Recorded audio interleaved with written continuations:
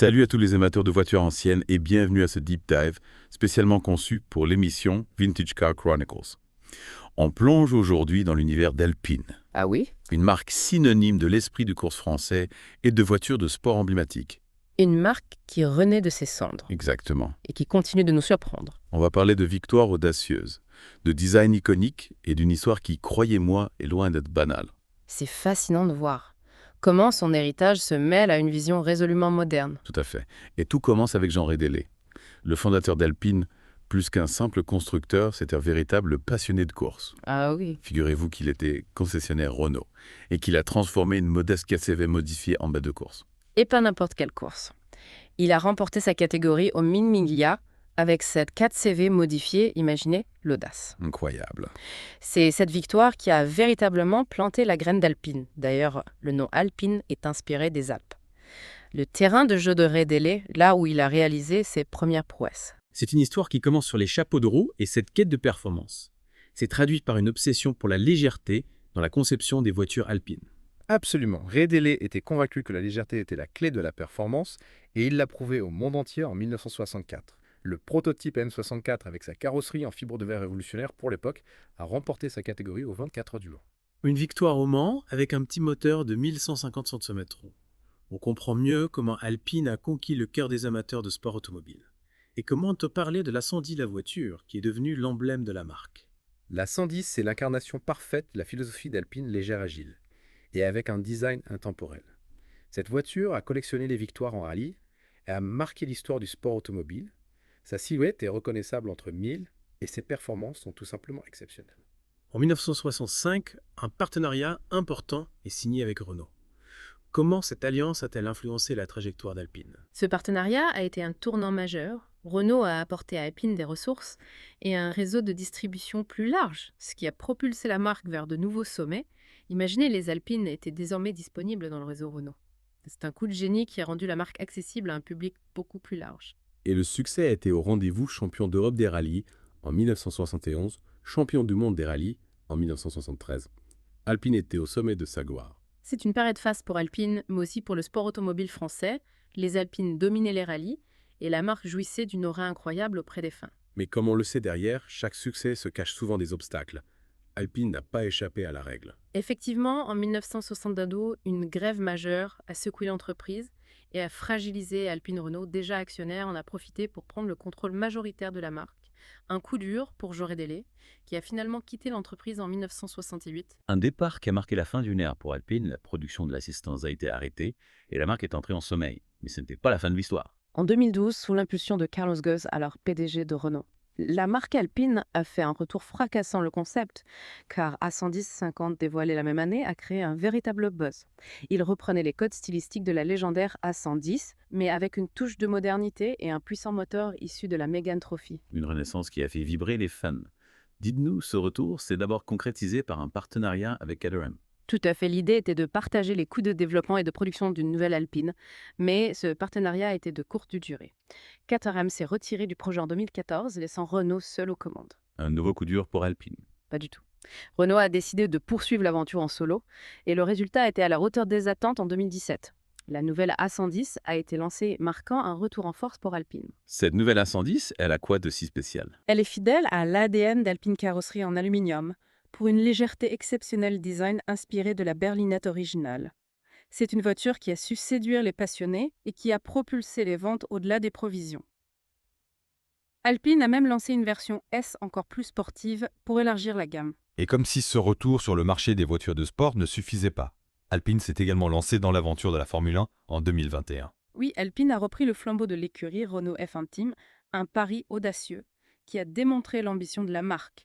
Et dès sa première saison, Alpine a frappé fort.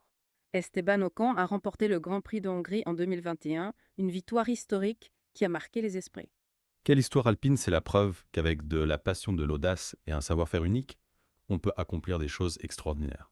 Et l'histoire continue de s'écrire. Alpine a encore beaucoup à nous offrir avec de nouveaux modèles, à venir une présence affirmée en compétition et une vision tournée vers l'avenir. Avant de te plonger dans les projets futurs d'Alpine, j'aimerais qu'on prenne un moment pour revenir sur quelques points marquants de son histoire. On a parlé de Jean Rédélé, ce visionnaire qui a donné naissance à la marque de la légendaire A110 et de ses exploits en rallye du partenariat stratégique avec Renault. C'est vrai qu'Alpine a vécu des moments forts, mais il y a tellement d'autres anecdotes fascinantes à découvrir. Par exemple, Hum. saviez-vous que la toute première Alpine, la 106, est en réalité basée sur la plateforme de la Renault 4CV? C'est une anecdote qui illustre parfaitement l'ingéniosité de Redélé et sa capacité à transformer des voitures de série en véritables bolides. C'est incroyable. On voit bien la continuité entre la 4CV modifiée pour les Mimilia et cette première Alpine. Et cette A106, elle a connu le succès. Elle a marqué le début de l'aventure alpine et a ouvert la voie à des modèles encore plus performants comme la 108, qui a d'ailleurs remporté le Tour de France automobile en 1961. Imaginez l'exploit. Une victoire qui a certainement contribué à la notoriété d'Alpine, mais revenons à la 110, cette icône qui continue de fasciner les amateurs de voitures anciennes. On a évoqué ses victoires en rallye, mais est-ce qu'elle brille sur d'autres terrains? La 110 n'était pas seulement une reine des rallyes, elle a aussi brillé sur circuit, elle a participé à de nombreuses courses prestigieuses comme les 24 heures du Mans, et a même remporté sa catégorie aux 1000 km du Nürburgring en 1967. C'est impressionnant de voir la polyvalence de cette voiture. Elle était aussi à l'aise sur les routes sinueuses des rallyes que sur les circuits rapides. Quel était le secret de cette A110? Son poids plume, bien sûr, la 110, était incroyablement légère grâce à sa carrosserie en fibre de verre et à son châssis tubulaire. Cette légèreté lui conférait une agilité exceptionnelle et lui permettait de rivaliser avec des voitures plus puissantes. Et on imagine que son moteur arrière contribuait aussi à sa maniabilité et à ses performances. Absolument, le moteur Renault placé à l'arrière donnait à la 110 une motricité exceptionnelle, ce qui était un atout majeur en rallye. Et sur circuit de plus, la répartition des masses était optimale, ce qui contribuait à son équilibre et à sa stabilité. En parlant de moteur, est-ce que le partenariat avec Renault a eu un impact sur le développement des motorisations d'Alpine? Oui, bien sûr, le partenariat a permis à Alpine d'accéder aux motorisations Renault qui étaient performantes et fiables. Cela a permis à la marque de se concentrer sur le développement de ses châssis et de ses carrosseries, tout en bénéficiant de moteurs éprouvés. On peut dire que ce partenariat était une véritable symbiose pour les deux marques. Renault a apporté sa puissance industrielle et ses motorisations, tandis qu'Alpine a apporté son expertise en matière de voitures de sport et sa passion pour la compétition. Exactement. Ce partenariat a permis à Alpine de grandir et de se développer tout en conservant son identité et son esprit d'innovation. Et cette collaboration a continué même après le départ de Jean Rédélé, avec le développement de l'Assistance, qui était équipé d'un moteur V6 Renault turbo compressé. Une voiture qui a malheureusement marqué la fin de la première vie d'Alpine, mais heureusement la marque a su renaître de ses cendres quelques années plus tard.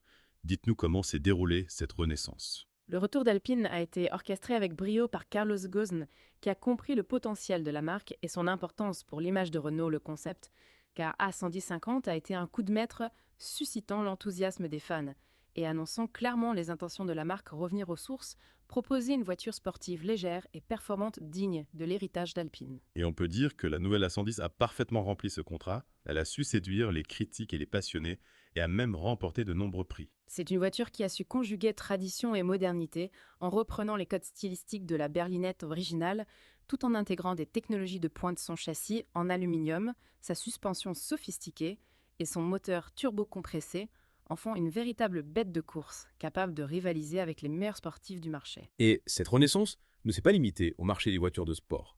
Alpine a également fait un retour remarqué en compétition avec son engagement en Formule 1.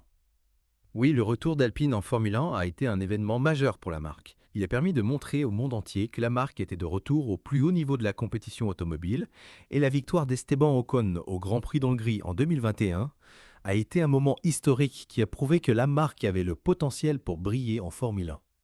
On imagine que cette victoire a eu un impact considérable sur l'image d'Alpine et sur la motivation de ses équipes. Absolument. Cette victoire a été un véritable coup de boost pour la marque. Elle a démontré que l'esprit de compétition d'Alpine était toujours bien vivant et qu'elle était capable de se battre avec les meilleurs. Et cette ambition se traduit aussi par le développement de nouveaux modèles comme la 290 Concept, car qui préfigure la future citadine sportive électrique d'Alpine. La D290 est un projet très intéressant qui montre qu'Alpine n'hésite pas à innover et à se projeter dans l'avenir ce concept, car électrique reprend les codes stylistiques de la 110, mais dans un format plus compact et urbain. Il est équipé de 3 moteurs électriques, un par roue avant, et un pour l'essieu arrière, ce qui lui promet des performances exceptionnelles. Une citadine sportive électrique signée Alpine, c'est une proposition qui a de quoi séduire les amateurs de sensations fortes et les adeptes de la mobilité durable. Exactement. Alpine a compris que l'avenir de l'automobile passait par l'électrification et elle a décidé de prendre le virage avec audace et innovation. L'A290 est la preuve que la marque est capable de se réinventer tout en restant fidèle à son ADN sportif. Et pour couronner toute la production des Alpines est toujours réalisée en France à Dieppe, là où tout a commencé. L'usine de Dieppe est un symbole fort pour Alpine. C'est là que sont nés les A110 et les autres modèles qui ont fait la légende de la marque. C'est un lieu chargé d'histoire et de savoir-faire où des artisans passionnés perpétuent la tradition de l'excellence française en matière d'automobile. Cette production française est un véritable atout pour Alpine. Elle garantit la qualité et le soin apporté à la fabrication de chaque voiture. Absolument. Alpine, c'est bien plus qu'une simple marque de voiture. C'est une histoire française, une histoire de passion de performance et de savoir-faire. Une histoire qui continue de s'écrire avec brio et qui promet encore de belles surprises pour les années à venir. En effet, Alpine a encore beaucoup de choses à nous offrir avec de nouveaux modèles, à venir une présence forte en compétition et une ambition sans limite. Par exemple, il se murmure qu'Alpine pourrait lancer un SUV dans les années à venir, un pari audacieux pour une marque connue pour ses voitures sportives légères. C'est vrai, mais il ne faut jamais sous-estimer la capacité d'Alpine à se réinventer. Un SUV Alpine pourrait être une réussite s'il reste fidèle aux valeurs de la marque, la sportivité, la légèreté et l'agilité. Imaginez un SUV capable de rivaliser avec les Porsche Macan et les autres SUV sportifs du marché. Ce sera un sacré défi, mais si Alpine réussit son coup, cela pourrait permettre à la marque d'atteindre un public plus large et de renforcer sa position sur le marché automobile. Exactement. Un SUV Alpine pourrait être un excellent complément à la gamme actuelle en offrant une alternative plus spacieuse et polyvalente tout en conservant l'ADN sportif de la marque. Et on imagine que ce SUV serait également électrique, comme l'A290. Oui, c'est fort probable. Alpine a clairement fait le choix de l'électrification et il est logique que ce choix s'étende à l'ensemble de sa gamme future. D'ailleurs, la plateforme de l'A290 pourrait servir de base au développement de ce SUV électrique. C'est une perspective intéressante, un SUV électrique sportif et performant fabriqué en France. On a hâte de voir ce qu'Alpine nous réserve. Moi aussi, Alpine est une marque qui ne cesse de nous surprendre et je suis convaincue que les prochaines années seront riches en nouveautés et en innovation. C'est fascinant de voir comment l'histoire d'Alpine est marquée par une série de renaissances et de rebondissements. On a l'impression que la marque a cette capacité unique à se réinventer sans jamais perdre de vue son ADN. C'est exact chaque chapitre de l'histoire d'Alpine. Et comme un nouveau départ, une nouvelle opportunité de repousser les limites de la performance et du design. Et si on regardait un peu plus loin dans le futur, Alpine a-t-elle dévoilé des indices sur ses projets à long terme? Bien sûr, Alpine a annoncé un plan ambitieux appelé Dream Garage, qui vise à lancer 3 nouveaux modèles 100% électriques d'ici 2026. Une sportive compacte, un crossover GT et une remplaçante de la 110. 3 nouveaux modèles électriques, c'est une déclaration forte, qui montre qu'Alpine est prête à embrasser l'avenir de l'automobile. Parlez-nous un peu plus de ces projets. La sportive compacte, qui devrait être commercialisée en 2024, sera probablement une version de série du concept A290. Imaginez une citadine électrique ultra sportive avec un design inspiré de l'A110 et des performances à couper le souffle. Ça promet d'être une petite bombe. Et le crossover GT, à quoi doit-on s'attendre? Le crossover GT sera un modèle plus grand et plus polyvalent destiné à concurrencer des véhicules comme le Porsche Macan. On peut imaginer un SUV coupé avec des lignes sportives, un habitacle luxueux et une motorisation électrique puissante. Le SUV Alpine électrique, c'est un pari audacieux, mais qui pourrait s'avérer payant si la marque arrive à conserver son ADN sportif et son engagement envers la légèreté. Tout à fait, le défi pour Alpine sera de transposer ces valeurs dans un segment où le poids et l'aérodynamique sont des éléments cruciaux. Mais je suis convaincue qu'ils trouveront des solutions innovantes pour créer un SUV électrique à la fois performant et efficient. Et la remplaçante de l'A110 aura-t-elle la lourde tâche de succéder à une véritable icône? Oui, la future A110 électrique devra être à la hauteur de l'héritage de sa glorieuse ancêtre. On peut s'attendre à une voiture encore plus légère, plus agile et plus performante que le modèle actuel, avec un design qui rendra hommage à la berlinette originale tout en intégrant des éléments futuristes. Alpine semble avoir un avenir radieux devant elle, avec une gamme électrique ambitieuse et une présence forte en sport automobile. C'est une marque qui a su renaître de ses cendres à plusieurs reprises et qui a toujours su se réinventer pour rester pertinente. Alpine est un symbole de la passion française pour l'automobile et je suis convaincue qu'elle continuera de nous faire vibrer pendant de nombreuses années. Alpine, c'est bien plus qu'une simple marque de voiture. C'est une histoire de passion de performance, de design et d'innovation. C'est une histoire qui a traversé les époques et qui continue de s'écrire avec chaque nouveau modèle, chaque nouvelle victoire, chaque nouvelle innovation. Alpine nous rappelle que l'automobile est bien plus qu'un simple moyen de transport. C'est une source d'émotions, de sensations fortes et de rêves. Et c'est cette dimension émotionnelle qui fait d'Alpine une marque unique, une marque qui a su conquérir le cœur des passionnés du monde entier. Merci beaucoup d'avoir partagé votre expertise avec nous aujourd'hui. C'était passionnant de plonger dans l'univers d'Alpine et de découvrir tous les secrets de cette marque emblématique. Merci à vous pour l'invitation. C'était un plaisir de partager ma passion pour Alpine avec les auditeurs de Vintage Car Chronicles. Et bien sûr, un grand merci à vous, chers auditeurs, d'avoir suivi ce deep dive consacré à Alpine. J'espère que vous avez apprécié ce voyage au cœur de l'histoire et de l'avenir de cette marque fascinante. N'oubliez pas que Vintage Car Chronicles est de retour chaque jour avec de nouveaux contenus pour les passionnés de voitures anciennes. À très bientôt pour de nouvelles aventures automobiles.